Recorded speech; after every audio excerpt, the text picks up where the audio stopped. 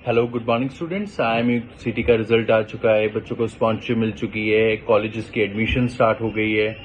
अब बच्चों के दिमाग में क्वेरी आ रही है, कुछ बच्चों के दिमाग में कि एजुकेशन लोन लेना है, कैसे लें। पहली चीज़ तो मैं हर बच्चे को बोलता हूँ कि हर बच्चा, चाहे उसके घर वाले अफोर्ड कर सकते हैं तो भी वो एजुकेशन लोन के लिए अप्लाई करे, सो दैट उसके ऊपर एक टेंशन और एक रिस्पॉन्सिबिलिटी आ जाए कि मुझे अर्न जल्दी से जल्दी करना है, तो वो कॉलेज में भी परफॉर्म अच्छा करेगा। अब एजुकेशन लोन लेने का प्रोसेस क्या है?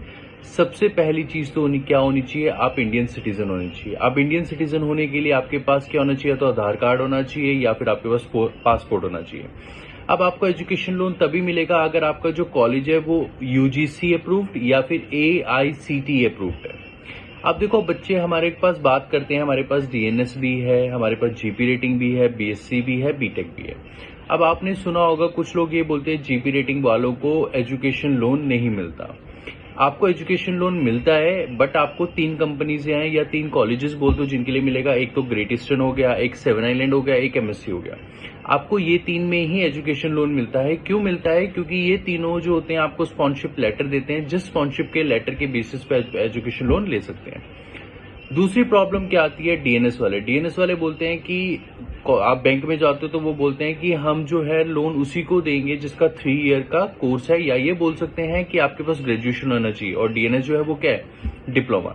तो आपको बैंक को बताना पड़ेगा जो डीएनएस है वो लीडिंग टू BSc है। हम 1 साल का कोर्स करने के बाद 18 महीने के लिए शिप पे जाएंगे, तो शिप पे जब जाएंगे तो वो हमारे पास कन्वर्ट हो जाता है BSc के लिए। अगर आप ये चीज समझा देते हैं तो आपको एजुकेशन लोन मिल जाता है।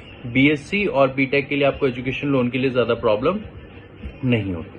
अब डॉक्यूमेंट्स क्या चाहिए आपको एजुकेशन लोन के लिए? आपके पास एड्रेस प्रूफ होना चाहिए, आपके पास पैन कार्ड होना चाहिए, आपके पास कॉलेज का एडमिशन लेटर होना चाहिए, और आपके पास एक पर्सन होना चाहिए जो गारंटी हो कि अगर आप लोन नहीं दोगे तो वो लोन देगा। अब एक चीज याद रखना, आप कॉलेजेस या कंपनीज वही ज्वाइन करना जिनका जो वेटिंग पीरियड है वो 3 या 4 महीने है, उससे ज्यादा नहीं है। क्योंकि अगर आप वो कंपनी ज्वाइन करते हैं जिनका वेटिंग पीरियड 1 साल या 1 साल से ज्यादा है, तो आपको पता है कि 1 साल कॉलेज खत्म होने के बाद आपको लोन पे करना शुरू करना पड़ेगा। तो आप वो कंपनीज ज्वाइन करो जिनमें 3-6 महीने का वेटिंग पीरियड है, सो दैट आप कमाना शुरू कर दो और खुद के सिर से आप अपनी किस्तें भरना शुरू कर दो। एजुकेशन लोन नेशनलाइज बैंक या फिर प्राइवेट आप किसी से भी ले सकते हो, बट मैं रिकमेंड करूंगा नेशनलाइज बैंक से, क्योंकि वहां पे जो इंटरेस्ट रेट है वो काफी कम होता है। अगर आपको कोई और क्वेरी है तो आप हमें मैसेज ड्रॉप कर सकते हैं। Thank you.